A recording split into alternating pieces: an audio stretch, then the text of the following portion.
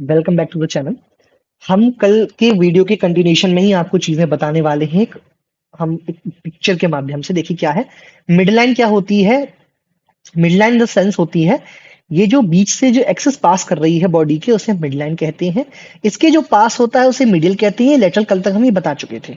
Mainly हम discuss करने आए हैं प्रॉक्सिमल एंड डिस्टल। प्रॉक्सिमल क्या होता है? जो पास है।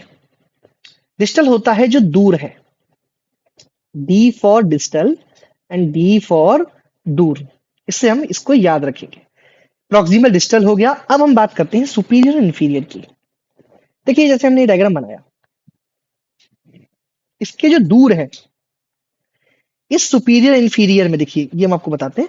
ये जो उसके ऊपर है ना, ये इसे हम बोलते हैं सुपीरियर। इसके नीचे जो आएगा वो आएगा इंफीरियर।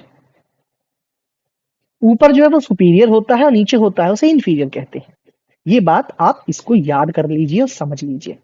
अब ड्यूरिंग द जनरल एनाटॉमी हमारे पास एक कुछ डिस्कस करने के लिए चीजें आती हैं। एक बहुत बेहतरीन प्रोसेस का नाम मैं आपको बता रहा हूं, एम्बाल्मिंग।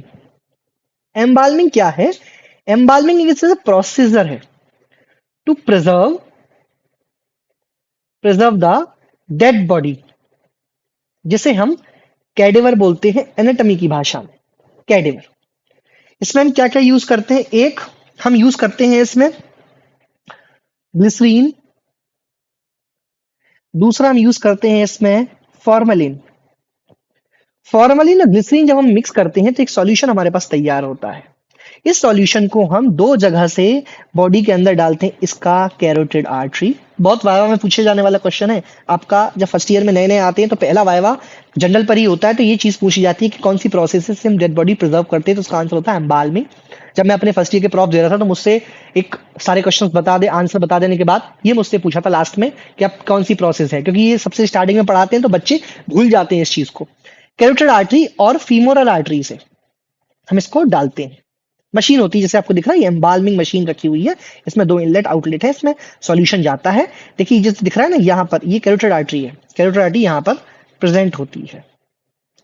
तो ये हमने समझ ली क्या होता है। अब देखिए, अब हम बात करते हैं एक बहुत ही विस्तृत टॉपिक की, जैसे हम बोलते हैं सरफेस एनाटॉमी।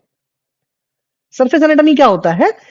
एनाटॉमी का जो डिस्कशन है स्किन के रिलेशन में, स्किन का जो रिलेशन है, स्किन के रिलेशन में डीप स्ट्रक्चर को स्टडी करना,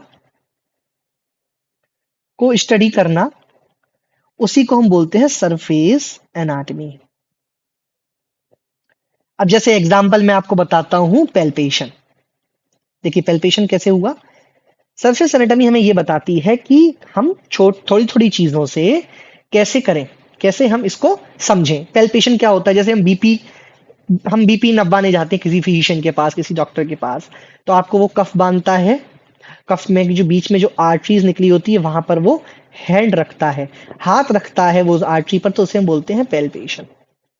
आगे जाके आप ये चीजों को समझेंगे कि पैल्पेशन कैसे किया जाता है। इसके दो मेथड्स होते हैं, auscultatory method of the BP measuring and the palpation method of the BP measurement. अब हम बात करते हैं टर्मिनोलॉजीज की। टर्मिनोलॉजीज की बात करते हैं। टर्मिनोलॉजीज की बात करते हैं। टर्मिनोलॉजीज में आती है हमारे पास बहुत देखिए बहुत सारी टर्मिनोलॉजीज हैं। टर्मिनोलॉजीज में हम मेनली जो समझना चाहिए वो हम क्या समझेंगे कि कोई भी जब पढ़ाता है कोई चीज तो हम उसको कैसे डिफाइन करते हैं, वो किस पोजीशन में है। तो मेनली ये एनाटॉमिकल टर्मिनोलॉजीज होती हैं। जैसे देखिए, अगर कोई व्यक्ति सीधा लेटा हुआ है तो उसे हम बोलेंगे सुपाइन। अगर कोई व्यक्ति उल्टा लेटा हुआ है, पेट के बल लेटा हुआ है, उसे बोलते हैं प्रोन। अगर देखिए ये भी दिख रहा है आपको, डिपिक्ट हो रहा है प्रोन एंड सुपाइन। इसमें कुछ और भी होती हैं, ये तो देखिए आप देखना चाहें तो देख लीजिए, पर आपके लिए इंपॉर्टेंट नहीं है। रिकम्बेंट पोजीशन, हाथ सिर के नीचे करके फोल्ड करके साइड में लेट जाना, रिकम्बेंट पोजीशन होती है, आपके लिए इंपॉर्टेंट नहीं है। हाँ, आपके लिए इंपॉर्टेंट है ट्रिडेनबर्ग, ट्रेडेनबर्ग। ये जो डिस्कशन होता है ना ट्रिडेनबर्ग का, ये बहुत इंपॉर्टेंट है। आप जब हेड एंड नेक पढ़ेंगे, हेड एंड नेक मैं आपको इसमें पढ़ाऊंगा आगे, तो हेड एंड नेक में क्या होगा, इसी पोजीशन का बहुत बड़ा सिग्निफिकेंस होता है। इस पोजीशन में क्यों लिटाया गया पेशेंट। यहाँ पर देखिए एक बेंच होती है, इस बेंच को हम नीचे की तरफ डाउन कर देते हैं, तो इससे कुछ एक सिग्निफिकेंस है, मैं आपको आगे वीडियोस में बताऊंगा कैसे होता है। एक होती है Fowler's position, and the most discuss position is lithotomy position, lithotomy position, lithotomy position. Lithotomy position में क्या होता है,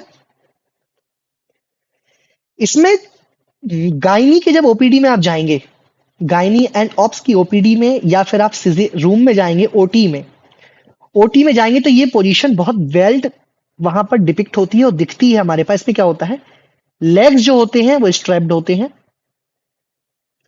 लेग्स अप होते हैं, ऊपर होते हैं, स्ट्रैप्ड होते हैं, एंड पेशेंट जो है लाइंग ऑन हर बैक,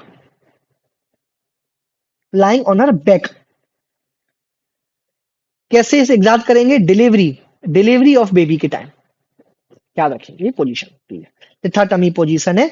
इसमें एक बहुत इंपॉर्टेंट वर्ड यूज होता है, इसे बोलते हैं semi flexed knee, buttocks is on the edge of table। ये बात आप बिल्कुल ध्यान रखना, ये चीज पूछी जाएगी। अब देखिए एक और हम पूछते हैं, डायरेक्शनल रेफरेंसेस कैसे लेते हैं एनाटॉमी में, डायरेक्शनल रेफरेंसेस कैसे लेते हैं। डायरेक्शनल रेफरेंसेस मैंने आपको बताया, distal to proximal, medial lateral, proximal distal, proximal distal, distal proximal. Reference positions हैं ये, पास से हम जब दूर जाएंगे तो उसको हम पास वाली को बोलेंगे प्रॉक्सिमल, दूर वाले को बोलेंगे हम डिस्टल। ये बात आप ध्यान रख लीजिए। देखिए क्या होता है, क्रेनियल मींस सिर, कॉर्डल मींस एक ग्रीक टर्म है, कॉर्डल मींस आप ऐसे याद रख लिए, मैंने कैसे याद किया था, जहां पर पूंछ होती है, कॉर्डल मतलब नीचे की साइड, caudal. Anterior of ventral and posterior dorsal, ये शब्द हमको याद होने चाहिए। तो ये जो पॉइंट मैं आपको बता रहा हूं ये बहुत इंपॉर्टेंट है। तो इस वीडियो को आप यहीं तक समझिए, क्योंकि मेरा एक पर्पस है कि मैं छोटी छोटी वीडियोस बताऊं जिससे आपको ये चीजें समझ में आए। तो thank you for watching the channel, and आप सपोर्ट करो तो वेल एंड गुड।